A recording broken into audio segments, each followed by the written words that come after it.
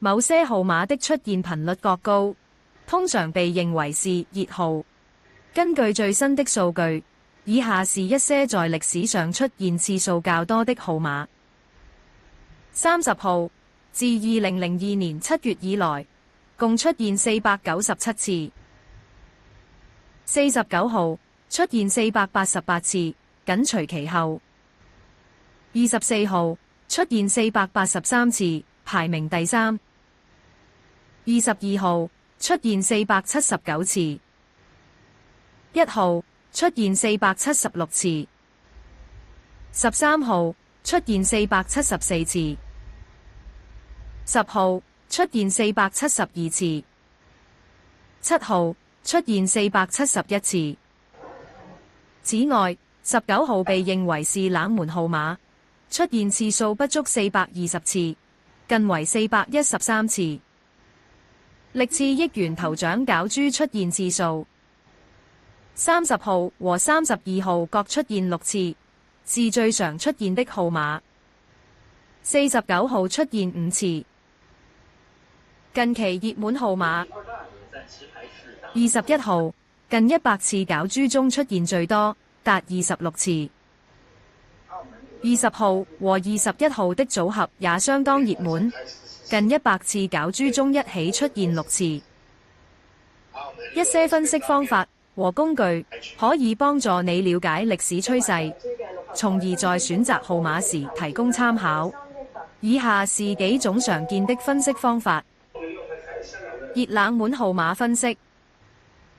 熱號，近期頻繁出現的號碼。冷號，較長時間未出現的號碼。透過統計近期開獎數據，你可以識別出熱號和冷號，從而在投注時進行選擇。拖牌法。拖牌法是根據上期開出的號碼，預測下一期可能出現的號碼。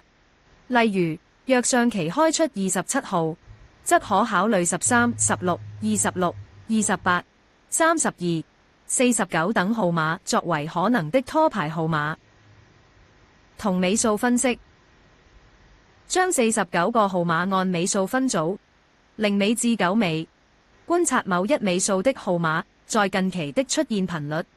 例如，若1尾、4尾、7尾、8尾的號碼近期頻繁出現，則可考慮選擇這些尾數的號碼。和值分析，計算每期開獎號碼的和值，並統計不同和值出現的頻率。例如，若某一和值範圍，如136至186，在歷史上出現頻率較高，則可考慮該和值範圍內的號碼組合。奇偶比例分析。分析每期開獎號碼中奇數和偶數的比例，尋找可能的模式。例如，若近期開獎結果中奇偶比例為3:3，則可考慮選擇相同比例的號碼組合。分析與建議：熱門號碼 vs 冷門號碼。熱門號碼如49、48，過去出現頻率較高，但這並不意味着未來開獎時他們的中獎概率更高。冷門號碼如1、2，雖然出現次數較少，但長期來看，所有號碼的出現概率會趨於平衡。組合策略可以考慮混合熱門和冷門號碼，增加組合的多樣性。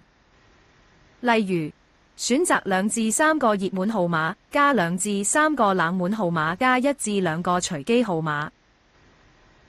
避免常見錯誤，避免全選熱門號碼，這樣會降低組合的獨特性，可能與其他彩民重複。避免全選冷門號碼，雖然冷門號碼可能出現，但概率並不會因此提高。